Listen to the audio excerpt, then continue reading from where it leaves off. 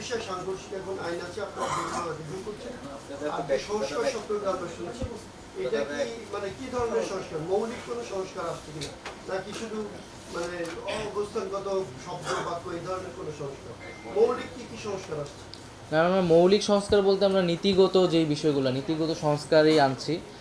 এবং আন্তর্জাতিক মানবাধিকারের সাথে তো সাইবার সিকিউরিটি অ্যাক্ট, যেটা আগে ডিজিটাল সিকিউরিটি অ্যাক্ট ছিল, সেই অ্যাক্টটা তো সবচেয়ে বেশি। এবং আমি নিজেও এই আইনের বিরুদ্ধে বিশ্ববিদ্যালয়ে থাকা অবস্থায় সমালোচনা করেছি, আন্দোলন করেছি। তো এই আইনসহ যেই আইনগুলো রয়েছে, যেগুলো নিয়ে প্রশ্ন রয়েছে, সেই সকল আইনগুলোই আমরা পুনর্মূল্যায়ন করছি। কিন্তু পুনর্মূল্যায়ন ক্ষেত্রে আমি যেটা বলছি, আমাদের মানদণ্ডটি হচ্ছে এটি, যে আন্তর্জাতিক মানবাধিকার আইনের সাথে বা মানদণ্ডের সাথে সাংঘর্ষিক আইনগুলোকে আমরা রাখবো না। এই মানদণ্ডের ভিত্তিতে আমরা আসলে এটা বিবেচনা করব। আরেকটি বিষয় আর কি বলতে চাচ্ছি, যেটা হচ্ছে আপনাদের মাধ্যমে জনগণের উদ্দেশ্যে, সারা দেশের মানুষের উদ্দেশ্যে, যে আমরা বিভিন্ন জায়গায় আসলে খোঁজ পাচ্ছি এবং দেখতে পাচ্ছি যে বিশেষত আমরা যারা আন্দোলনে ছিলাম, সরকারের দায়িত্বে আছি বা যা অনেকে বাইরে আছে, তাদের নাম ব্যবহার করে, সমন্বয় পরিচয় ব্যবহার করে দেশের বিভিন্ন জায়গায় নানা ধরনের সুযোগ সুবিধা, অন্যায় সুযোগ সুবিধা নিচ্ছে মানুষ। এবং হচ্ছে চাঁদাবাজির মতো ঘটনাও ঘটছে। আমরা কিন্তু এর আগেও বিভিন্নবার যারা ছিলেন সমন্বয়, তারা কিন্তু এটার প্রতিবাদ জানিয়েছেন, নিন্দা জানিয়েছেন। আমি আমার ব্যক্তিগত জায়গা থেকেও এই ধরনের ঘটনার নিন্দা জানাই এবং সবার কাছে সুস্পষ্ট বার্তা দিতে চাচ্ছি যে আমার নাম ব্যবহার করে কোথাও কোনো ধরনের অন্যায় সুযোগ সুবিধা নেওয়ার চেষ্টা করলে সেটা যাতে তার বিরুদ্ধে যাতে ব্যবস্থা গ্রহণ করা হয়।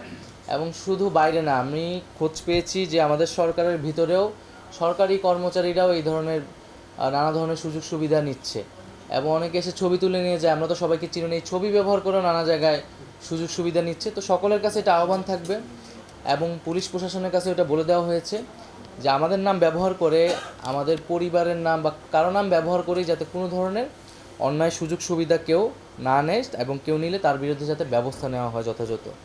আরেকটি বিষয় হচ্ছে যে আইন শৃঙ্খলার পরিবেশটি নিয়ে আমরা এখনও সন্তুষ্ট নই এবং আমরা সরকারের জায়গা থেকে যথাযথ চেষ্টা করছি পুলিশকে আরও বেশি কর্মতৎপর করতে। এবং সকলের কাছে আহ্বান থাকবে, অনুরোধ থাকবে যাতে আমরা নিজেরা আইন হাতে তুলে না নেই, আমরা যাতে পুলিশ এবং প্রশাসনকে সহায়তা করি। কারণ দিন শেষে আমাদেরকে কিন্তু রাষ্ট্রীয় প্রতিষ্ঠানগুলোকেই শক্তিশালী করা লাগবে। আসলে বিগত 16 বছরে সরকার পুলিশ এবং প্রশাসনকে এমনভাবে ব্যবহার করেছে এবং দুর্নীতিগ্রস্ত করেছে। এখন কিন্তু পুলিশ এই আন্দোলনে তার যে তার ভূমিকার যেই সমালোচনা, এটার কারণে কিন্তু পুলিশ এখনও আত্মবিশ্বাসের সাথে দাঁড়াতে পারছে না। ফলে আমাদের আইন শৃঙ্খলার যে কার্যক্রমটা সেটি ব্যাহত হচ্ছে। তবে আমরা বলতে চাই যে পুলিশকে কিন্তু এটা প্রমাণ করতে হবে যে এই নতুন অভ্যুত্থানের যে সরকার এবং জনগণের যে প্রত্যাশা, তার সাথে তারা রয়েছে। এবং পুলিশও যথেষ্ট কিন্তু অদলবদল হয়েছে এবং পুলিশের রিফরমেশনের কথাও বলা হচ্ছে, পুলিশের জায়গা থেকেও প্রস্তাব এসেছে। তো আমরা কিন্তু সেটি করব। তবে সরকার সবাইকে কিন্তু এটা এই জন্য সহায়তার মনোভাব রাখতে হবে।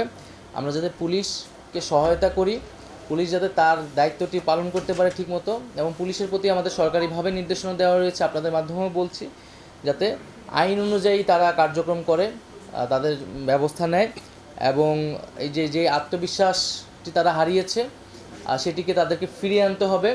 এবং অভ্যুত্থানের যে আকাঙ্ক্ষা, সেই আকাঙ্ক্ষার পক্ষে কাজ করলেই কিন্তু কেবল আমরা সবাই আসলে সরকার, পুলিশ প্রশাসন, জনগণের আর যে সমর্থন, সেই সমর্থনটিতে আমরা পাবো।